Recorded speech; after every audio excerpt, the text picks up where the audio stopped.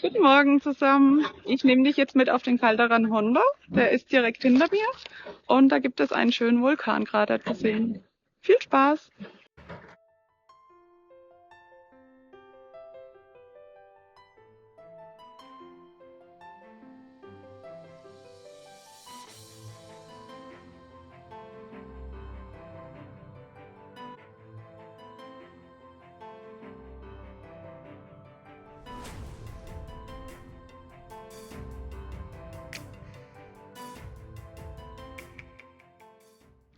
So, ich habe mich ein bisschen getäuscht. Der hinter mir ist der Cerro Colorado und wir gehen jetzt einmal hier um den Berg rum und dann geht's auf den Hondo.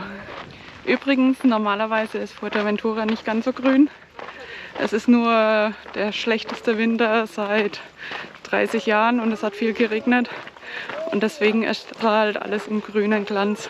Es handelt sich bei der Wanderung um eine sehr leichte Tour mit nur 5,3 Kilometern und 120 Höhenmeter. Einzig der Aufstieg zum Vulkankrater des Calderon Hondos ist ziemlich anstrengend, weil er sehr steil ist, aber das wirst du später noch sehen. Der größte Teil der Wanderung hat nur eine sehr leichte Steigung und ist gut machbar.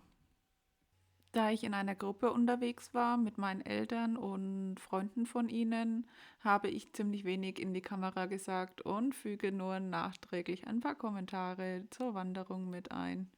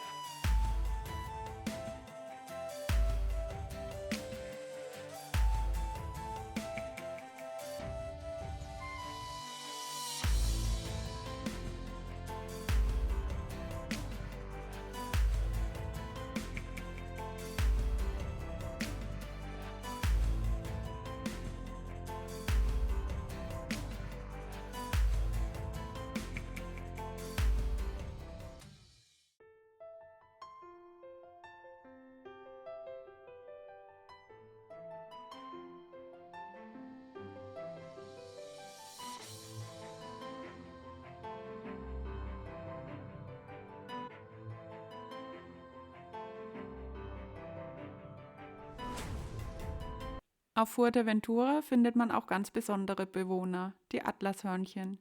Sie sind total süß, klein, neugierig und auch zutraulich. Ursprünglich stammen sie aus Nordafrika und wurden vor vielen Jahren vom Menschen auf die Insel gebracht, angeblich als Haustiere. Was harmlos begann, hatte jedoch große Folgen.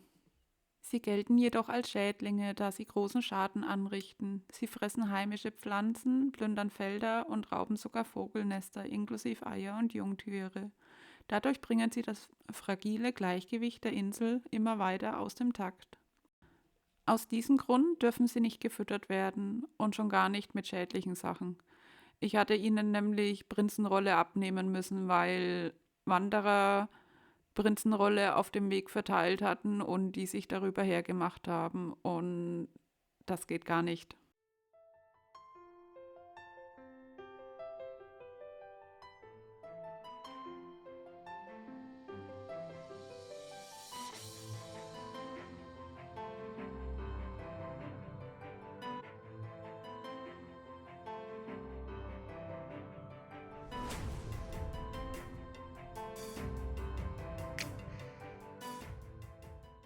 Das letzte Stück, um zum Krater der Calderon Hondo zu gelangen, ist extrem steil und Man sollte sich wirklich Zeit lassen, hier hochzugehen oder auch wieder herunter. Am gleichen Tag, an dem wir dort waren, war eine Frau gestürzt und musste von der Bergrettung geholt werden. Es gibt hier immer wieder Unfälle dieser Art, deswegen schön langsam gehen. Der Calderón Hondo ist einer der besterhaltenen Vulkankrater auf Fuerteventura und ein echtes Highlight im Norden der Insel. Er liegt unweit des kleinen Ortes Lajares und dort sind wir auch gestartet. Und er erhebt sich bis etwa 278 Meter über dem Meeresspiegel. Der Krater entstand vor vielen tausend Jahren durch vulkanische Aktivität. Im Vergleich zum Alter der Insel, Millionen Jahre, ist das relativ jung. Die Vulkane dieser Gegend haben die charakteristische Lavalandschaft geformt, die man dort heute sieht. Calderón Hondo hat einen rund 70 Meter tiefen Krater und eine fast kreisrunde Form, ein klassisches Beispiel für einen Schlackenvulkan. Von oben bekommst du einen beeindruckenden Blick in den Krater und über die karge Vulkanlandschaft bis zur Nordküste und sogar bis Lanzarote an klaren Tagen.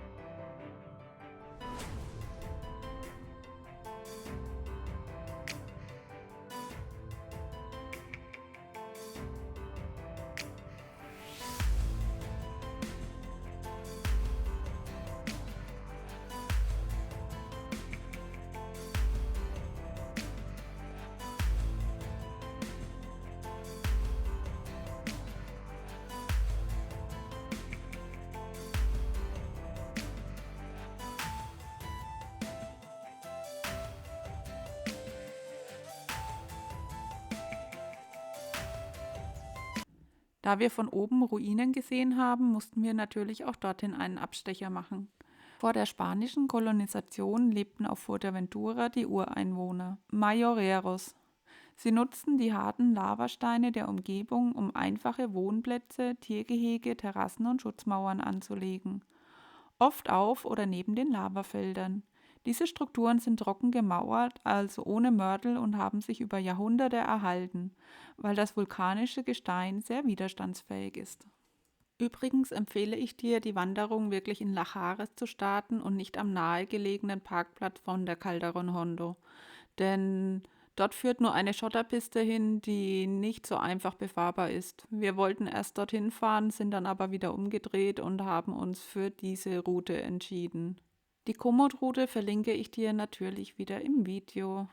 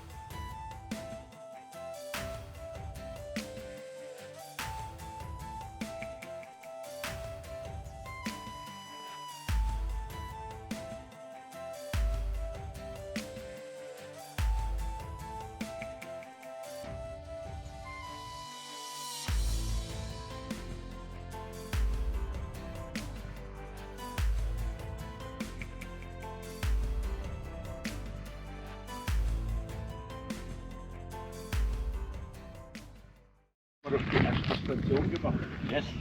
Da oben, ja. Da ist es Voltaren an der Kadaver gekommen. An den Kadaver.